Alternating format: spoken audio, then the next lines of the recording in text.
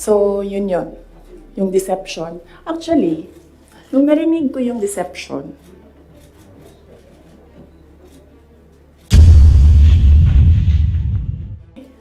for the love of God, presidente ka na. Importante pa ba yung nararamdaman mo? Di ba kapag presidente ka, hindi na importante yung pagod mo, yung luha mo. Yawa na siya na'y nangilad, siya pa'y nang budol, siya pa'y bagagnaw, nga musulti, nga I was deceived.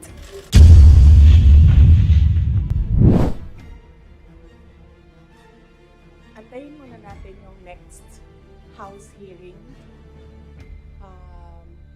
Kasi kulang pa yung mga sinasabi doon for me to answer.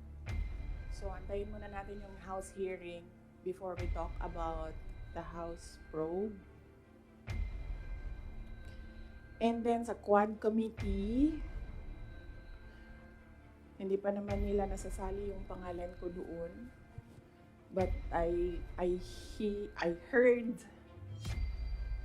na gusto nilang isali yung pangalan ko doon. So, antayin na lang natin pag nasama na yung pangalan ko doon. And then, sa DSWD-AX, answered by Norman Valoro already. And then, other political issues,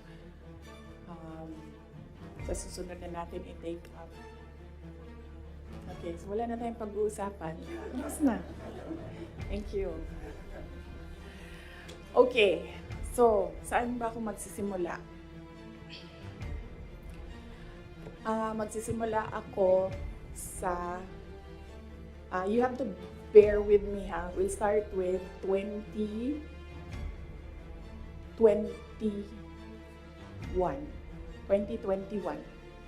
Doon tayo magsisimula sa 2021.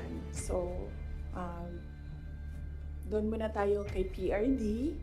Then, mag-move tayo kay BBM. And then, we'll move to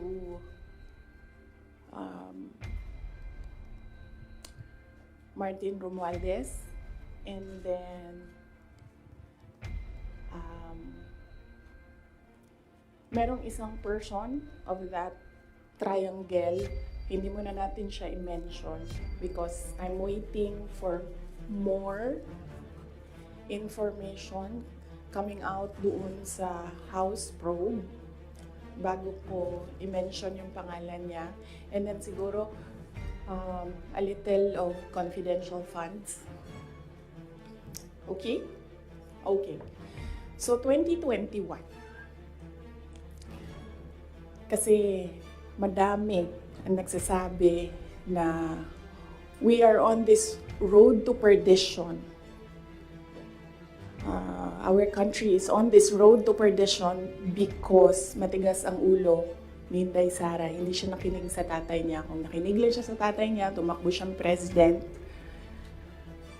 Hindi mangyayari itong nangyayari sa bansa natin ngayon. Ay, hindi lang yan isang beses na narinig ko, madaming beses. Even kapag pumupunta ako sa mga iba't ibang lugar, diretso ako sinasabihan ng mga tao, hindi ka kasi nakinig sa tatay mo. Or they would say, one time nasabihan ako, it's all your fault.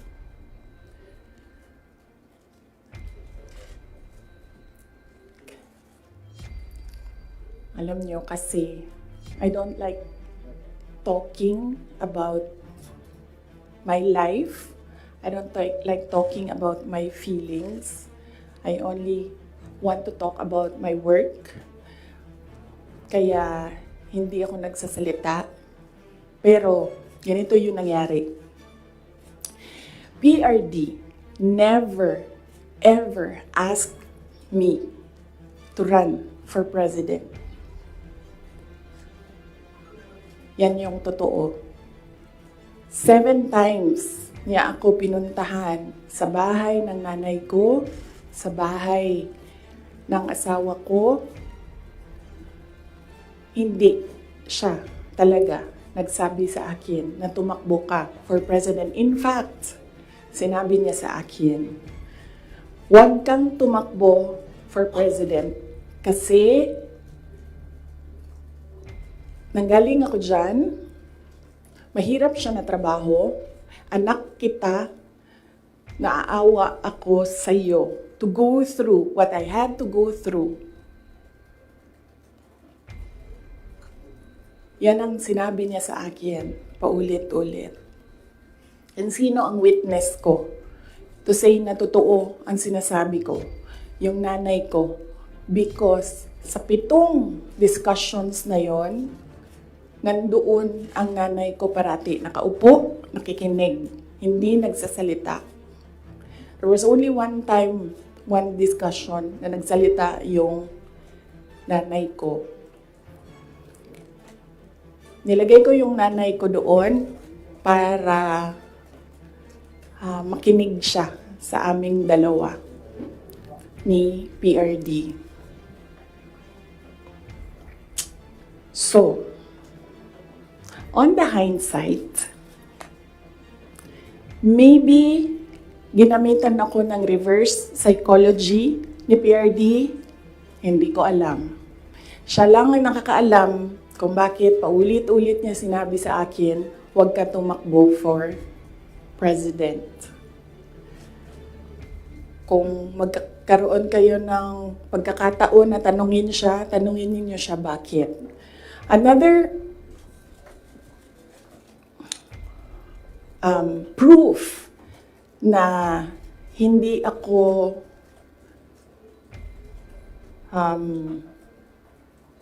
sinabihan ni PRD na tumakbong president. He left me document, 2 papers in a folder. Unfortunately, naiwan ko sa bahay namin ngayon. Dala ko siya dito sa Manila para ipakita sa inyo. Pero naiwan ko siya sa bahay. Ang nakalagay doon, so maybe the next time na magkita-kita tayo lahat, dalhin ko siya. You can read, but you cannot take photos. Cannot take videos of the document. Nakalagay doon, in gist lang. Sa left side, nagsasabi siya doon, hindi si PRD. Hindi si PRD ang sumulat nun, ibang tao. Nagsasabi yung tao doon, Sara should not run for any position. Dapat si Bongo ang tumakbong VP. Yun yung nakalagay sa left side na document. Nakalagay sa right side na document, Sara should not run for any position. She should endorse Bongo Rudy Duterte for President and Vice President. So yun yung proof ko. Yun yung dala-dala ni PRD na document nung very last meeting namin. Dala niya yung document na yon. So yun yung proof ko na hindi talaga nagsabi si President Duterte na tumakbo ako for president.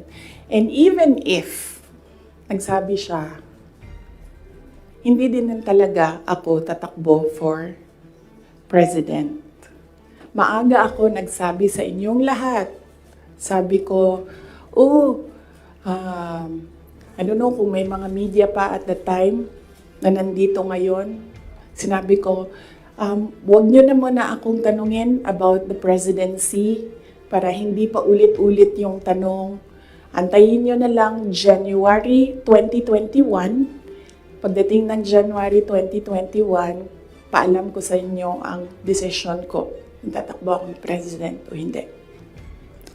And true enough, January 2021, maaga ako nagsabi sa lahat, sa taong bayan, na hindi ako tatakbong president.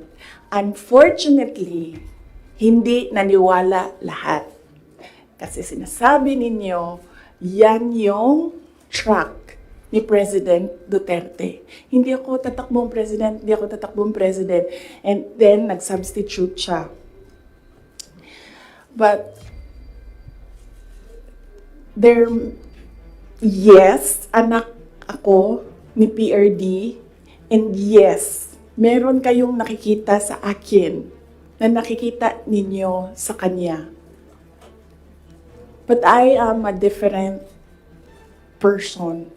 Yung mga anak ninyo, hindi yan clones ninyo. Meron yan silang sariling pag-iisip, meron yan silang sariling kapasidad, meron yan silang sariling damdamin. Yun yung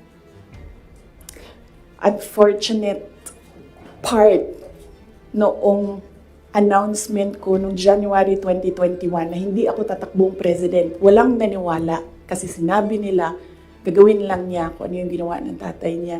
Hindi. Desisyon ko yun na hindi talaga ako tatakbong president.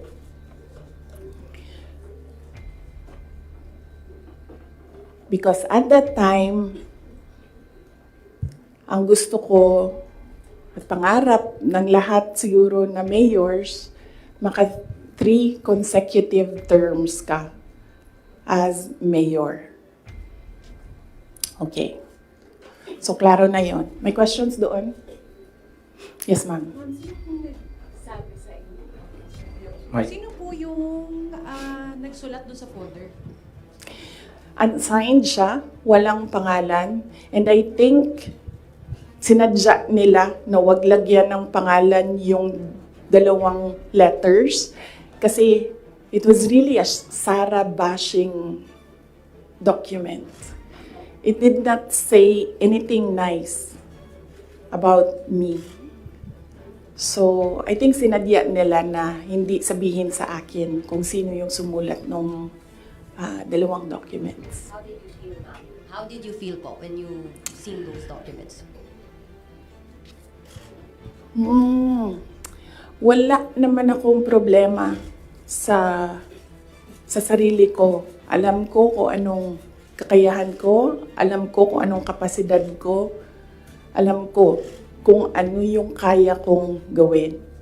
So kung ano man yung sabihin nila, nung 2 tao na yon, hindi siya nakaka-apekto sa akin.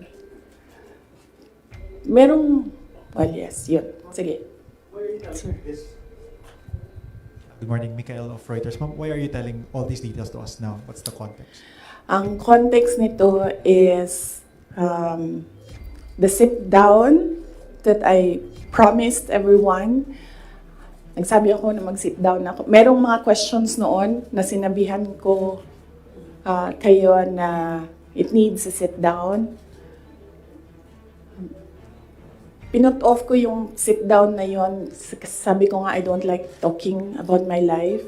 So hindi ko siya ginawa. Related siya sa letter A, PBBM's deception claim versus VP SD. So, kailangan ko kasi sabihin sa inyo ang simula hanggang ang huli. So, chronological order ko siya para maintindihan niyo yung kwento. So, yun. Yung deception. Actually, nung narinig ko yung deception,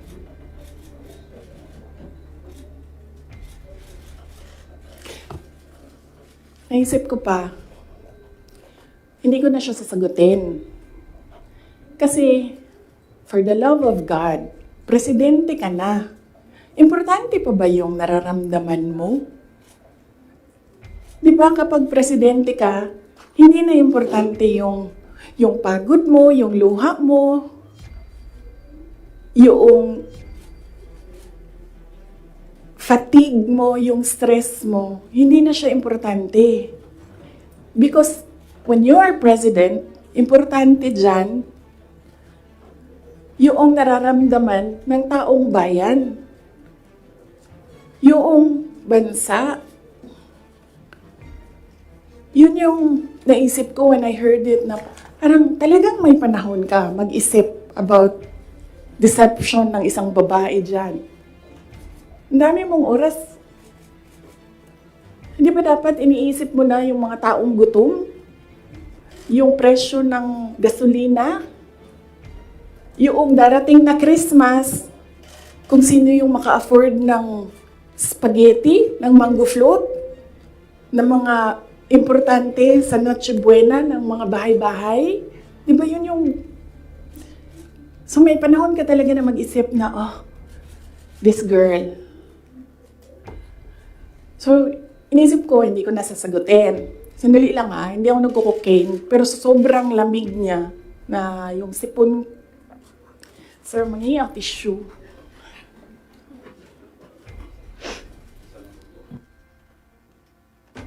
O, wag niyo lang hinaan, sir, kasi sa sobrang dami natin. Tissue lang, sir, may panyo ako. Ayoko ng panyo. Huwag niyo i-off, sir, kasi sa sobrang dami natin, mamamatay tayo dito pag walang aircon.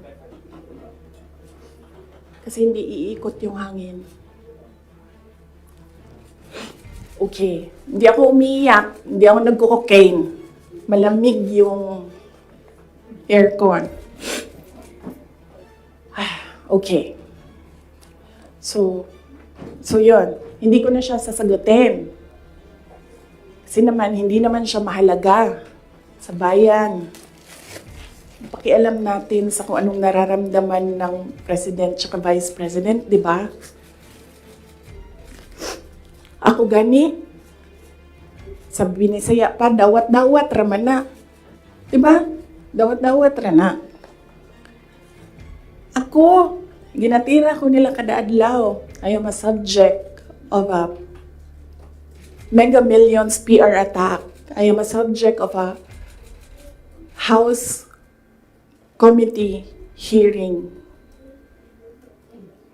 Pero hindi na importante yung nararamdaman ko dyan. Ang mahalaga, matuloy namin sa Office of the Vice President kung ano yung sinabi namin na gagawin namin. Diba? So, I don't understand why we're talking about feelings. So, hindi ko na siya sasagutin. And then, sabi ng mga tiga Davao, nandun ako sa Davao nung lumabas niyang deception na yan. And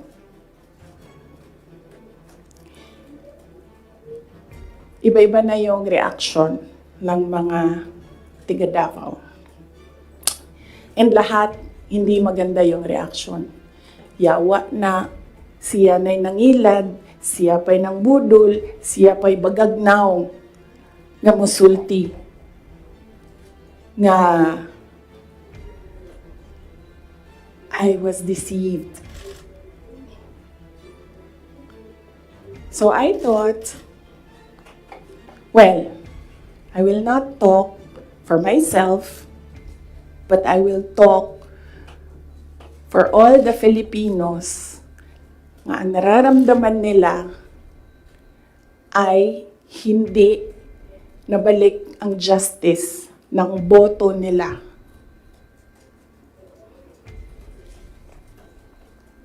So, yan yung context. Ang haba ng context. Okay? So, nasaan ako? 2021, January. 2021, October, filing. Kita niyo ako nag-file ng mayor.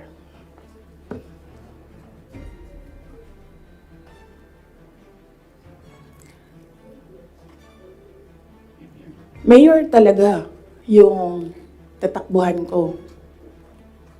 Masakit sa akin na naririnig yung mga tao na we are disappointed in you. Kasi sa pagtakbo ba, dili man gud na siya kanaganing kung ingnan ka sa mga tao nga, daganday mo, dagan na lang ka. Muna-una po daw ka. Mundagan ko, o presidente, ingani ang may tabo.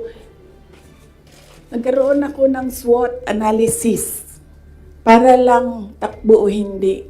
Diba? Lahat ng pumapasok, sa opisina ko when I was mayor, meron akong paper nakahati ng ganyan. Okay, ikaw, you give me a pro and a con. You give me a positive and a negative running for president. Ganyan yung ginawa ko.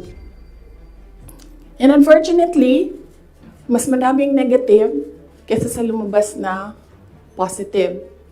And honestly, sa totoo lang, sabihin ko sa inyo, ang number one doon na positive, ganito lang. Ganito kasimple. Pangarap ko magkaroon ng effigy na sinusunog. Totoo yan. Because I feel na parang, wow. Sino ba sa inyo, sino ba sa atin ang ginagawa ng effigy? Diba? Sino ba sa atin ang meron talagang tao na hindi matutulog ng ilang araw para gagawa ng effigy tapos susunugin? Diba? So naisip ko, when I become president, meron akong effigy and susunugin nila and magpapapicture ako doon. Kasi hindi lahat ng tao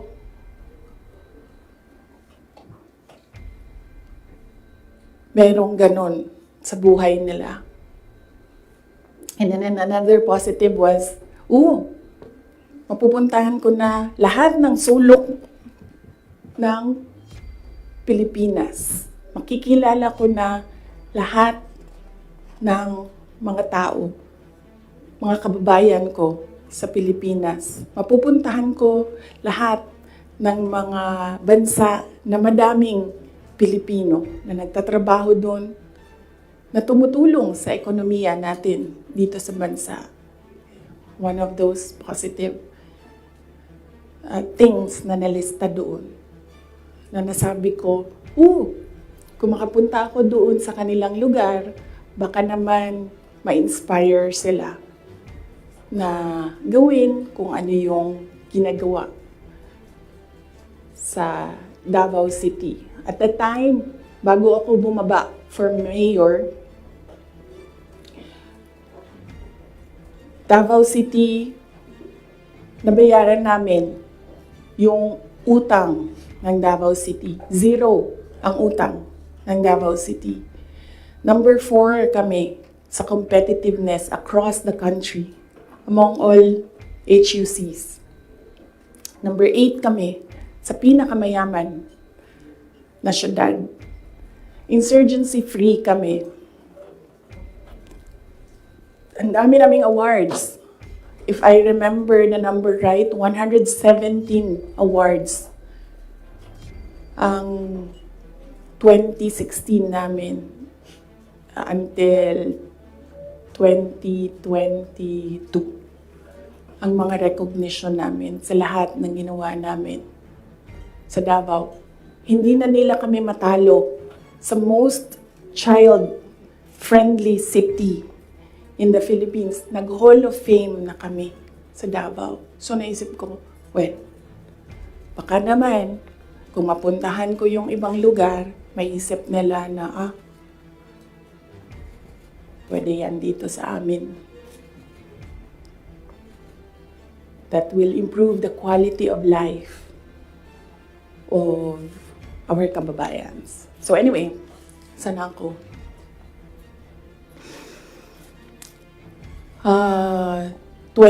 October, nag-file ako. Pagdating ng late October, after deadline ng filing, tumawag sa akin si Senator Amy Marcos. Sabi niya sa akin, pwede ka ba tumakbong Vice President? Sabi ko sa kanya, alam mo, hindi ko pa narinig, ever, na sinabi sa akin na tumakbo akong Vice President. Sabi ko, bakit mo ako nire-request ngayon na tumakbo ang Vice President? And I'm happy that she was honest enough to say, Kasi matatalo kami ni Lenny kung hindi mo dalahin ang Bisaya. It was very straightforward. Now, it was all about winning, sinabi niya sa akin. So sabi ko sa kanya, Bisaya naman day ang ato ang giistoryahan dinhi. Tawagan ninyo si Bato de la Rosa. Ask him to slide down to VP. Tumatakbo siyang president. And then ang answer niya was, nah.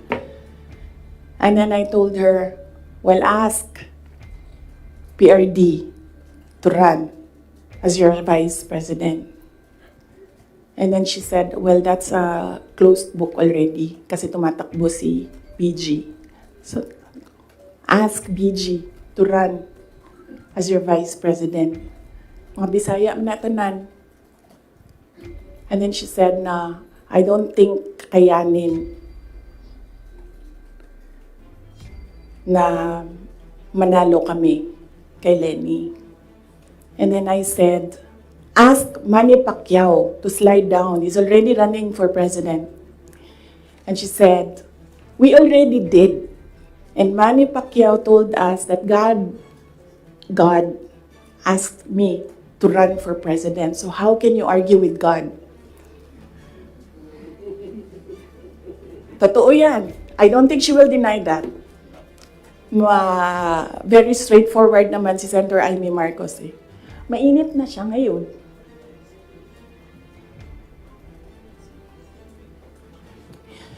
So, I said, sabi ko, it's never been talked about.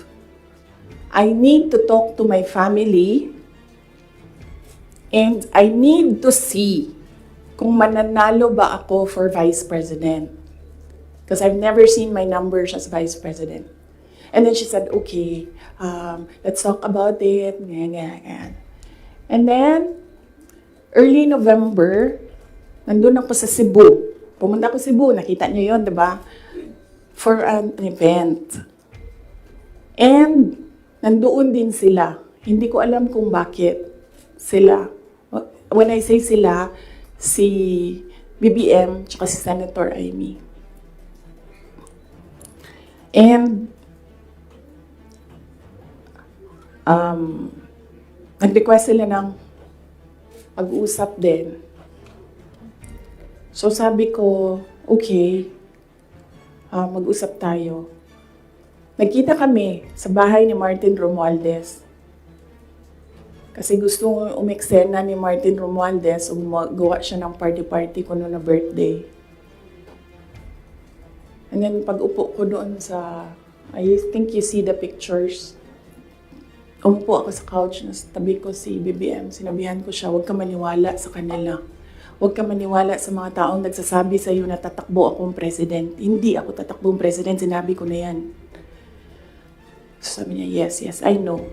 Sinabi mo na rin yan noong pumunta kami during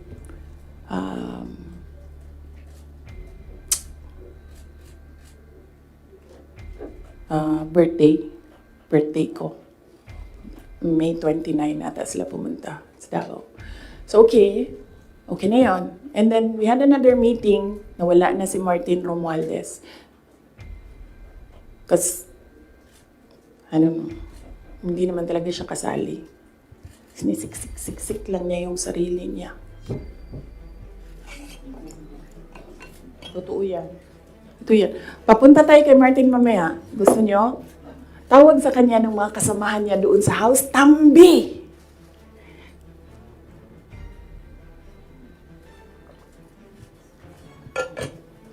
Anyway, nagkaroon kami ng ibang meeting. Sa Cebu pa rin. Face to face. Ako, si BBM, Senator Amy, and one other person. He's a private citizen. Hindi ako nagpaalam sa kanya na sasabihin ko na nandoon siya. So may isang tao pa doon who can say that this really happened. So sabi ko, again, I've not seen my numbers. Kung mananalo ako. Sabi ko, okay lang sa akin tumakbong vice president. Sabi ko, number one, siguro ma-reduce konti ang disappointment ng mga tao sa hindi ko pagtakbong president. I think maiintindihan na nila. And ito na lang yung i-offer ko sa kanila, mag-vice president ako. Number two, madaming big ticket projects si PRD sa build. At that time, na gusto ko sana makita na magawa para sa bayan. Kasi hindi natapos. Kasi kulang nga talaga ang 6 years. So sa ngayon, magte-third year na tayo, wala pa tayong nakikita na big ticket projects, di ba? For 2028, huwag na kayong mag-expect na meron kayong makita. Kasi it takes more than 6 years to prepare for a big ticket project. So sabi ko, and sinabi ko sa sarili ko, bata pa naman ako, hindi naman ako nagmamadali, wala naman akong papupuntahan. And naisip ko, I cannot do anything more for Davao City. Number 4 na kami. Naisip ko, I don't think kaya ko siya i-elevate to number 3, number 2, number 1. Hanggang dun lang yung kaya ko gawin. So, ibibigay ko sa iba, maybe they have more ideas, more innovation para mapagawa nilang number 3 ang Davao sa buong Pilipinas. So, I said, okay, I need to see my numbers. Sabi nila, okay, we can do a quick and dirty survey. Sabi ko, oh, sige. Sabi ko, gawin nyo. And then you come back to me kung ano ang nangyayari. So, nagpagawa sila, and then tinawag nila ako. Sabi nung nag-survey, ito yung survey, okay naman, sabi nung nag-survey, huwag lang kayong maghiwalay, mananalo kayong dalawa. Ito yun. Hindi pwede mag-picture, pero pwede ko ipakita sa inyo mamaya. Kinoveran lang namin yung mga private citizens dito sa photo na ito. Ito, pinresent yung survey. May cover lang yung mga tao na private citizens. Ang nandito, Senator Amy, Governor Claude Bautista, Congressman Claude Bautista, former Mayor Luigi Quisumbing, Attorney Vic Rodriguez, Inday Sara, the infamous Vice President BBM Sandro Marcos. Pwede nyo tingnan mamaya. Bawal magpicture ha. Okay. So sabi ko, okay, balikan ko kayo, kausapin ko pamilya ko. Kinausap ko, mama ko. Kinausap ko yung dalawa kong kapatid, si Paulo at si Baste. Umupo kaming 4. Sabi ko, takbo akong Vice President, ito yung mga rason. Sabihin niyo sa akin, bakit hindi ako tumakbong Vice President? Wala man sila sinabi. Ang sinabi lang ng mga kapatid ko, anong matulong namin sa iyo. And then sabi ng nanay ko, okay, sige. And then, sumulat ako ng letter. In-address ko kay PRD. Sinabihan ko yung kapatid ko, si Baste. Kinausap ko siya. Sabi ko sa kanya, kaya mo ba ang gawing number 3 itong Davao City? Kaya mo bang saluhin? Kasi kung hindi mo gusto, di mo pa kaya, hindi ako tatakbong Vice President. Sabi ng kapatid ko, kaya ko, gagawin namin. Okay, tumakbo kang Vice President. So sabi ko sa kanya, okay, we're okay with you. Pakidala nitong sulat kay PRD. Sabi ng baste, ginanon doon ng PRD, and then ginanon niya. And then he said na, wala na akong masasabi. Diyan. So,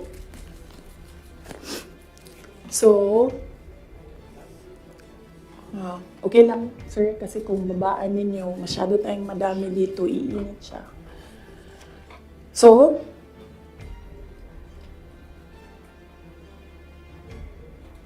tumakbo akong Vice President, alam na natin lahat yon. Ginawa ko yung kampanya, alam na natin lahat yon.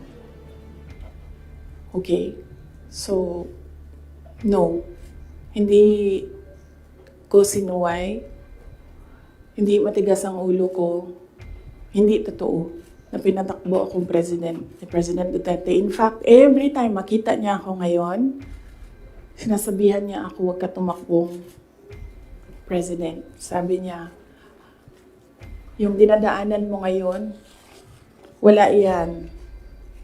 Kung ikaw ay President, mas mahirap pa. Sabi niya, maawa lang ako sa'yo. May heart pala siya. So, klaro na yan. Hindi ko kasalanan that we are on this road to hell. Hindi ko kasalanan kung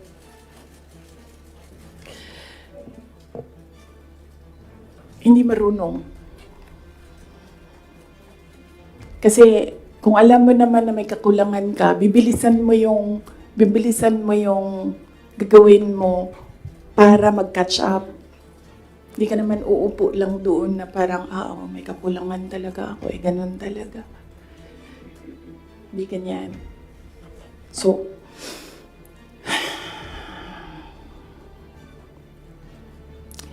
that's that. And then, ito na kami ni Mr. Deception.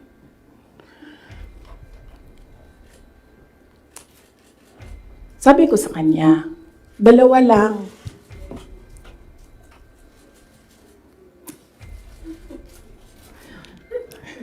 Para pantay. 2 lang. Sabi ko, 2 lang. Ang request ko sa iyo. If you win, 2 lang ang request ko sa iyo. And I think, I requested this na one-on-one kami online. Pero meron akong nabasa somewhere na merong nakikinig sa side niya. Kasi nag-post yung taong yun. Pero yun yung request ko at the time. Kami lang 2. Sabi ko sa kanya, pag nanalo ka, 2 ang hingin ko sa'yo. Unang-una, yung trabaho ko. I want to work sa security sector. Kasi there will never be development kung hindi solid ang security backbone mo. Hindi ko sinabi sa kanya yan. Pero, tinanong niya ako, bakit Department of National Defense? Sabi ko sa kanya, kasi karamihan naman ng problema ng insurgency, ng terrorism, nandyan yan sa Mindanao. Kinalakihan ko yan, naiintindihan ko siya. In fact, nung bumaba ako, insurgency-free na ang Davao City. So, naiintindihan ko siya. Yan yung gusto ko na trabaho. He said, readily, he said yes. And then, ang isa, sinabi ko sa kanya, itong trabaho na ito, maiiwanan ko yung mga anak ko. Naiintindihan ko yan. Handa ako dyan. Pero humihingi lang ako ng tulong sa iyo na suportahan mo yung air travel ko. Kasi maiiwan yung mga anak ko and gusto ko lang na pag kailangan nila ako, makakauwi ako sa kanila. Kasi itong mga bata na ito, lumaki sila sa akin. Since birth hanggang nag-decide sila na hindi na sila tatabi sa akin sa tulog. Nasa akin sila gabi-gabi. Except pag wala ako sa bahay dahil sa trabaho. So, pag sa bata kasi, hindi naman niya maintindihan na, oh anak, I have to consecrate myself into the service of the nation. Hindi mo naman pwede sabihin sa bata yun, hindi niya maiintindihan yun. So sinabi ko sa kanya, supportahan mo lang yung air travel ko because I need to go home to my children. Kasi kahit na vice president ako, gusto ko pa rin na maalala nila na nandyan yung nanay nila dahil sa loob ng bahay. Hindi naman vice president tingin sa akin ng mga anak ko. Just plain, mama, may kailangan ako, mama, may problema ako. Sabi niya, yes. Dalawa lang yun. Sabi niya, yes. In fairness, hindi siya yung nag-umindi sa DND. Hindi totoo yan na hindi binigay sa akin. Binigay yan. Nung nanalo na, sinabi ko na ito dati, ulitin ko lang. Nung nanalo na kami, nakita ko yung boto. And then I realized, sabi ko, gagawin talaga ng mga tao na ipaaway kami para masira yung partnership. Yun talaga ang gagawin. Lalong-lalo na ng mga yellow, ng mga liberal. Kasi yun yung gusto nila. So sabi ko, they will exploit this. And dahil nasa DND ako, araw-araw ako pagdududahan. Anong ginagawa ng babaeng yan dyan? Usa na iya, ginabuhat. Asam na siya gaadto. Planning ako dita. Planning to overthrow the government. Kasi DND yan. Hawak mo ang military. So sabi ko sa sarili ko, ayaw ko na magtrabaho ng ganun. Na araw-araw ka pinag-iisipan na meron kang gawin. Samok ra siya ba, magtrabaho ka, unya na pa'y ingana nga intriga, madaot lang imuhang kamada. So ingon ko, sabi ko sa kanya, pwede ba ako lumibat sa education? Kasi 3 naman yung plataforma ko, mapayapang pamumuhay, trabaho, edukasyon. So sabi ko, pwede ako lumipat ng DepEd. Sinabi ko din sa kanya kung bakit. Ayaw ko na intrigahin ako. And then he said yes. So napunta ako sa DepEd. And then the other one, sabi ko, supportan mo yung air travel ko. Sabi ko, di na nangyari yun. Pinilit namin, hindi na natupad yun. Isang beses sinabihan ko siya. Sabi ko, pwede ba sabihan mo yung 250? Kasi ako ang priority. Hindi ikaw. Kasi yan yung usapan natin. Kasi naiintindihan mo, di ba? Na meron akong maliliit na anak. Kasi sinabi siya, do I have to tell them? Na semi-British accent. And I said, of course. Kasi presidente ka, ikaw magsabi. So, hindi na. Isang beses. And then one time, priority daw si Lisa.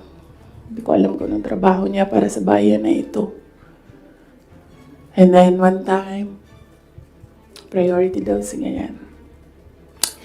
So, I said, okay. This is,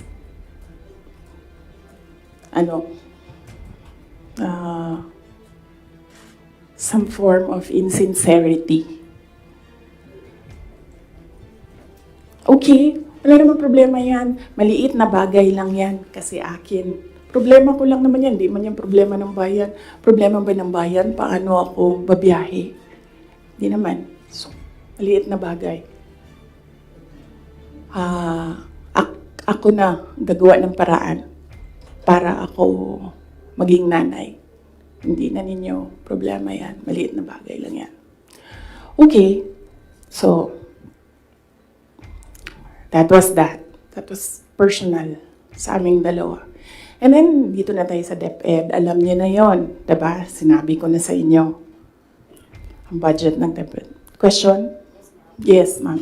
You said for around 11:14 a.m. Hindi ko kasalanan na we're in this road to hell. Hindi ko kasalanan na hindi marunong. You did not finish your sentence, sir, ma'am. Can you elaborate po? Hindi marunong maging presidente ang nakaupo. Kasalanan ko ba yun? Hindi. Ba't sinasabi ng mga tao, kasalanan mo kasi hindi ka tumakbo, ikaw sana yung presidente, hindi siya. But then I said, maaga ako nagsabi na hindi ako tatakbo for president. May madaming mga negative doon sa listahan. Okay. So, yes, sir. Yes. Sir, tapos ka na. Balikan kita. Ikaw muna, sir. Hanggang anong oras ito, JC? It's up to you, ma'am. To you.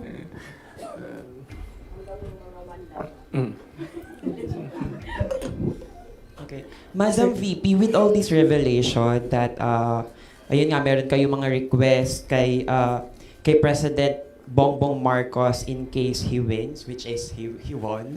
And of course, yung conversation nyo with Senator Amy Marcos. Ngayon ba, do you regret teaming up with President Ferdinand Marcos during the 2022 elections?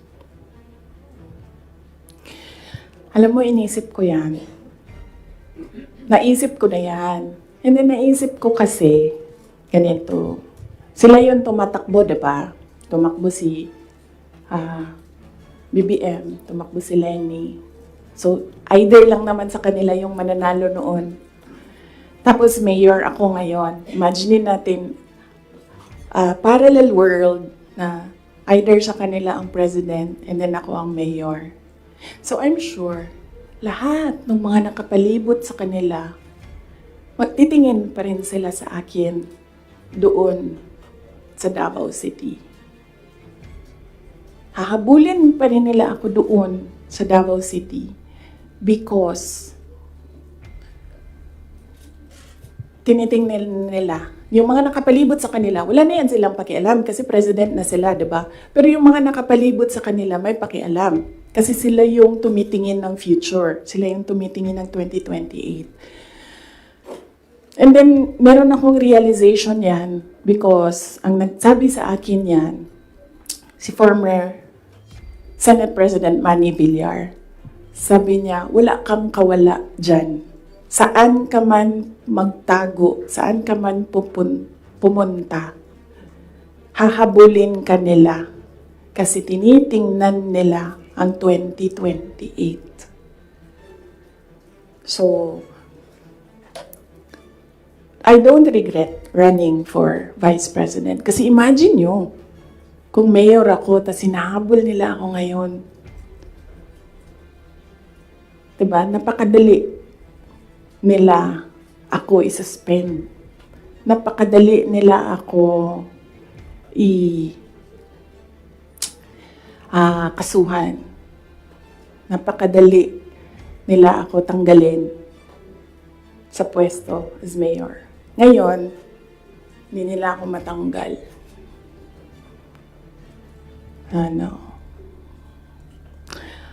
They can drag me to hell. Pagdating nila dun, ako pa rin yung presidente ng impyerno.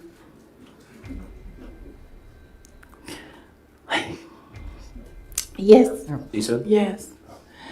Pahiram ako ng ballpen, lagyan ko lang ng note kung saan ako nag-stop kasi para alam natin saan tayo mag-start. Mamaya. Kung sinabi niyo po na hindi kayo nagsisi na tumakbo kayo for Vice President, pero nagsisi po ba kayo na nakipag-tandem kayo kay President Bongbong Marcos? Hindi man ako ni-request ni VP Lenny na tumakbong Vice President niya. No, hindi ko pinagsisihan yung pagtakbo ko as Vice President. And hindi ko din pinagsisihan na nakipagtandem ako sa kanya. I'm sure merong rason ang Diyos kung bakit ako nilagay dito sa upuan na ito, sa ilalim ng seal na yan. Para rin siguro sa kanya, para kay BBM, or para sa bayan, hindi ko alam kung anong rason ng Diyos. Sometimes, or all the time, hindi natin nakikita ang rason ng Diyos. Nakukonect na lang natin siya kapag meron ng ibang nangyari sa buhay natin. Siguro, yun yung rason. Para, ganito, gawin ko, bullshitin ko sila ng bullshitin. Bullshit kayong lahat. Drag me to hell. Sorry sila mo na ha, kasi hindi pa sila nakatanong. Ma'am, Mark Makalalad. good morning, VP. Since wala po ko yung intention to run for Vice President from the very beginning, can we say na napilitan ba talaga kayo, and without yung call ni Senator Amy, masasabi nyo ba na nagamit lang kayo para lang manalo si President Bongbong Marcos sa pagkapangulo? Napilitan, hindi. Very rational yung decision making ko sa pagtakbo as Vice President. Sinabi ko kanina. Ganon din ginawa ko. Nilista ko yung positive, nilista ko yung negative. Nandun yung positive, sinabihan ko yung pamilya ko, tell me the negatives. So, ano yung isang tanong? Nagamit. Yes. Clear naman yun. Tinanong ko, bakit ako? And then she said, matatalo kami ni Lenny kung hindi mo dalhon ang mga Bisaya. Kaya nagbigay ako ng options. Bisaya tanan. Dolorosa, Bongo, Manny Pacquiao. And then she said na hindi kakayanin. Except for Manny Pacquiao, hindi naman siya nagsabi na hindi kakayanin. Ang sinabi lang niya, nag-refuse si Senator Manny Pacquiao.